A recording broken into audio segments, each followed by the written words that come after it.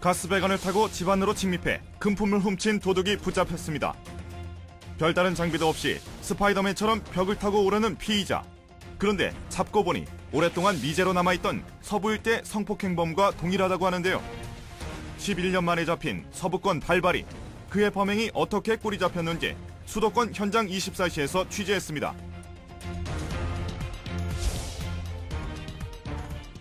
경제적 취약계층을 범행 대상으로 삼은 악질적 사기 범죄.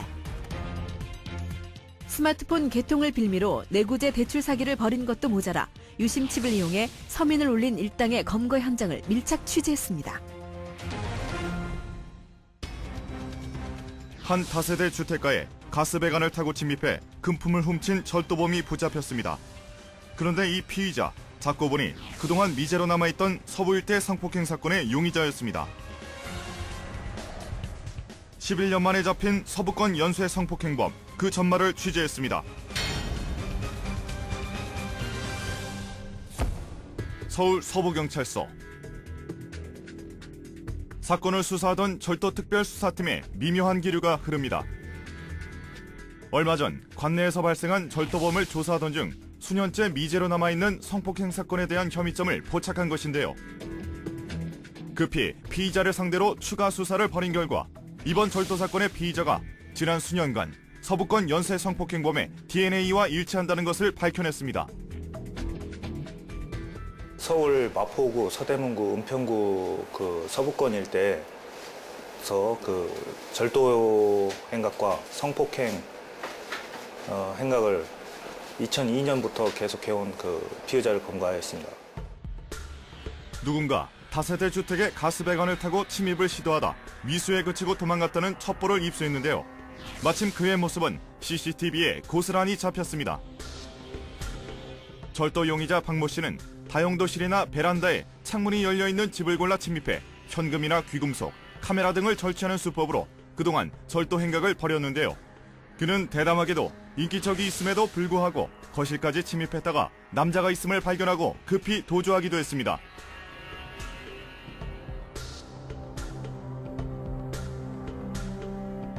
꼬리가 길었던 그의 행각은 자신도 모르는 사이 집 밖에 설치되어 있던 CCTV에 포착되었는데요. 마치 스파이더맨처럼 능숙하게 담을 타는 피의자. 발을 딛고 설 수 있는 곳이라면 어디든지 피의자의 범행 대상이 되었습니다. 성폭행 사건은 2002년도부터 지금 그 유전자 감식으로 밝혀진 게 9건이고요. 그 절도 사건은 2010년 그 10월 달에 그 출소를 한 이후로부터 지금 CCTV 등 그 증거물이 명확히 제시된 것만 16건이 지금 나와 있습니다. 그가 범행 대상으로 삼은 곳은 인적이 드문 주택가 골목, 벽을 둘러싼 가스배관이나 방범창, 그 어디라도 문단속이 허술한 곳을 골라 범행을 일삼았습니다. 창문은 이제 파손이 돼서 아예 이렇게 열려져 있는 상태였고, 또 안방 창문도 몇 번 이렇게 침입을 하려고 이렇게 시도한 흔적이 있더라고요. 절도를 하려다 미수에 그친 그 사건에 대해서 그 건물에 설치된 CCTV 영상을 통해서 경찰청 시스템을 활용해서 그 전과자를 상대로 조회하던 중에 그 피의자의 모습과 그 비슷한 용의자를 발견하고 수사에 들어가서 검거하게 되었습니다.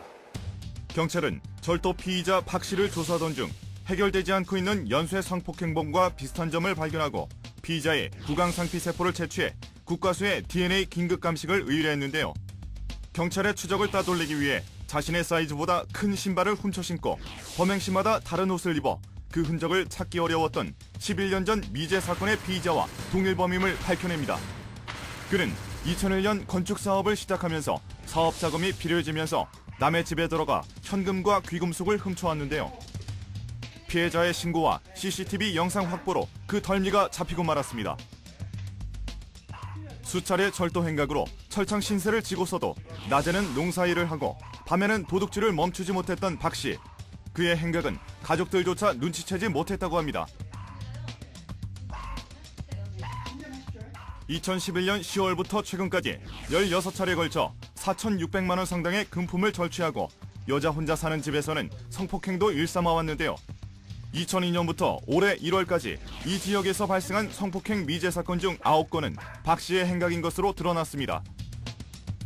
그는 과거 건설 사업으로 돈을 벌어 13억 상당의 땅을 소유한 자산가이기도 했는데요. 아내와 두 딸을 둔 가장이기도 한 성폭행 절도 피의자. 출소 이후에도 남의 집에 몰래 들어가는 것에 대한 쾌감을 느껴 범행을 멈출 수 없었다고 합니다. 그가 평소에 타고 다니던 고가의 외제 오토바이에서는 범행에 사용된 절도 장비들이 발견되었는데요. 발코니 창문이 잠겨 있을 때는 미리 준비해간 공구를 틈새로 넣어 잠금고리를 풀고 들어가기도 했습니다. 밖에서 불이 꺼진 저층 집을 골라 침입한 후 사람이 있더라도 조용히 물건을 훔쳐내는 대담함도 보였는데요. 이런 범행은 여성이 혼자 있을 경우 성폭행으로 이어지기도 했던 것입니다. 전과가 13범으로 절도 전과만 11범. 그다음에 수십억대 뭐 재산가는 재산가고요. 낮에는 뭐 농사일을 하고 밤에는 이제 주택가를 돌면서 이제 범행을 하는 거죠. 그의 행각이 상당히 대담하고 치밀해 경찰은 이 외에도 관련 범죄가 있을지 추궁하고 있습니다. 결석까지 제가 운동 많이 하다가 그냥 들어가게 됐습니다. 잘못했습니다. 그 남성의 어떤 성욕이 비정상적인 궤도를 탔을 때 어떠한 위험성을 나타내는가라고 하는 것을 보여줄 수 있는 가장 단적인 사례다 이렇게 볼 수 있습니다. 예컨대 이런 사람들은 평소에 아주 정상적인 그런 그 생활을 하면서도 마치 지킬 박사와 하이드 씨 같은 그런 이중적 인격을 지니면서 본인의 어떤 여러 가지 범행이 노출되지 않는 그런 것을 즐기는 그런 부류라고 볼 수가 있죠. 성폭행을 저지른 기간 동안 경찰에 절도 혐의로 2차례 구속됐지만 당시에는 절도범의 DNA 정보를 동의 없이 수집할 수 없었기 때문에 2010년 관련법이 시행되기 전까지 박 씨의 성범죄가 드러나지 않았는데요. 주택가 저층 절도 강도 사건, 피해를 입지 않으려면 어떻게 해야 할까요? 피해자들이 시건장치를 하지 않는다든지 창문을 열어놓는다든지 하는 것 등이 피해를 입을 수 있는 그러한 어떤 단초가 되기 때문에 가스 배관 위에다가 철망을 치거나 또는 거기 어떤 그 구조물을 설치하거나 어떤 그 무인 그 경보 시스템이라든가 긴급 상황이 발생을 했을 때 경찰에게 즉각적으로 신고될 수 있는 그러한 어떤 서비스 같은 것을 이용하는 것도 일종의 예방책이 될 수 있습니다. 범죄에 노출되기 쉬운 아파트와 주택가 저층, 가스배관이나 주차된 승용차 또는 발코니 샤시를 지지 삼아 집 안으로 침입하는 사례가 늘고 있습니다. 방범창 또는 CCTV를 설치하고 발판이 될 만한 물건들에는 타고 오를 수 없도록 조치를 해야겠습니다. 미제 사건으로 남을 뻔한 성폭행 사건, 절도 피해자의 적극적인 신고와 CCTV 영상 덕분에 검거할 수 있었다는 것을 다시 한번 되새겨야겠습니다.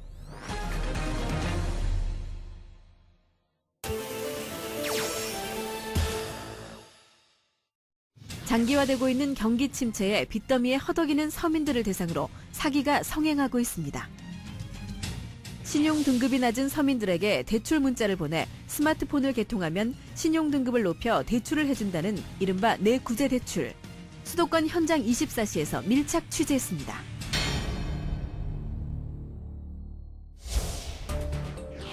장기화되고 있는 경기 침체. 서민들은 생계를 위해 금융권의 도움을 청해보지만 신용 등급이 낮아 거부당하는 경우가 허다합니다. 때문에 빚더미에 허덕이는 서민들은 마지막 구제 수단으로 일명 내구제 대출을 찾고 있는데요. 내구제란 나를 구제한다는 뜻으로 현금화할 수 있는 휴대폰, 가전제품을 할부로 구입한 후 업자에게 되팔아 현금으로 받는 것을 말하는데요. 제도권 대출을 받기 힘든 낮은 신용 등급의 사람도 신용 확인 등 복잡한 절차 없이 손쉽게 현금을 구할 수 있기 때문입니다. 서울지방경찰청 국제범죄수사대에 사건의 진상을 들어봤습니다. 저리의 대출 광고를 대량으로 발송한 후에 이걸 보고 연락한 고객들을 상대로 신용등급을 올려주겠다. 휴대폰만 개통하면 신용등급을 올려주겠다라고 해서 신분증을 전송받은 후에 이 신분증을 이용해서 최신 스마트폰 326대를 개통한 후에 몸체는 필리핀, 중국 등 해외로 처분하고 남아있는 유심 칩은 유심 작업책이라는 사람들에게 판매하는 수법으로 6억 6,700만 원 상당을 편취한 인터넷에 내구재를 검색하자 수많은 업체들이 나오는데요. 제도권 대출을 받기 힘든 낮은 신용 등급의 사람도 신용 확인 등 복잡한 절차 없이 손쉽게 현금을 구할 수 있기 때문입니다. 수년 전서부터 인터넷에 내구재 대출이라는 것이 굉장히 유행하고 있는데요. 이 내구재 대출이라는 거는 황금성이 좋은 휴대폰, 노트북 등 이런 것들을 할부로 구입한 다음에 이걸 즉시 팔아서 현금화 시킨 다음 현금 융통을 하고 이런 방법으로 나를 구제한다라는 방법으로 대출이 성행하고 있는데, 이런 내구재를 표방한 업체들이 대부분이 사기업체라는 데 문제점이 있습니다. 대출을 미끼로 인감증명서 등 간단한 서류로 쉽게 대출을 해준다는데요. 고객님 맞으십니까? 네. 고객님께서 직접 휴대폰 개통 신청하신 거 맞으시죠? 네. 네, 직접 사용하실 거 맞으시고요. 네. 네, 요즘 대출 목적으로 휴대폰을 신청하시는 분들이 많으신데 대출 목적으로 개통하시는 건 아니시죠? 이번 사건의 특징은 이런 불법 유통업자들, 내구재 업자들로부터 유심칩만 구입해서 그 유심칩으로 아이템을 결제하는 방법으로 실제 명의자인데 수백만 원의 요금 폭탄을 일으키는 경우가 많았는데요. 이런 유심만 작업을 하는 사람을 검거한 게 국내 최초였습니다. 타인 명의의 유심칩을 개당 20만 원에 매입한 피의자. 그는 불법 구매한 유심칩을 이용해 게임 사이트에서 수백만 원어치의 아이템을 구매한 후 게임 유저에게 되파는 지능형 범죄를 일으켰습니다. 대포폰이라든가 추적을 피하지 않는 방법으로 사용을 많이 합니다. 그래서 이들한테 유심칩을 구입했던 사람도 전문적인 또 다른 업자였기 때문에 이 사람을 검거하는데 굉장히 어려움이 많았습니다. 그래서 저희 수사팀에서는 가장거래를 통해서 유심칩을 판매할 것처럼 가장거래를 통해서 이 사람을 커피숍으로 유인을 했고, 경찰의 가장거래 유도에 좀처럼 정체를 드러내지 않던 범인이 약속 장소에 나타났습니다. 제작진이 함께 동행해 범인의 모습을 잡았는데요. 추적 수사를 통해서 그 사람이 살고 있는 모텔에서 현장에서 검거하게 되었습니다. 추적 끝에 범인의 거주지를 알아낸 경찰. 일정한 직업 없이 유심칩 사기를 전문으로 해온 범인. 게임 사이트에서 아이템을 산 후 중개 사이트에서 저렴한 가격으로 되팔아 현금으로 만들었습니다.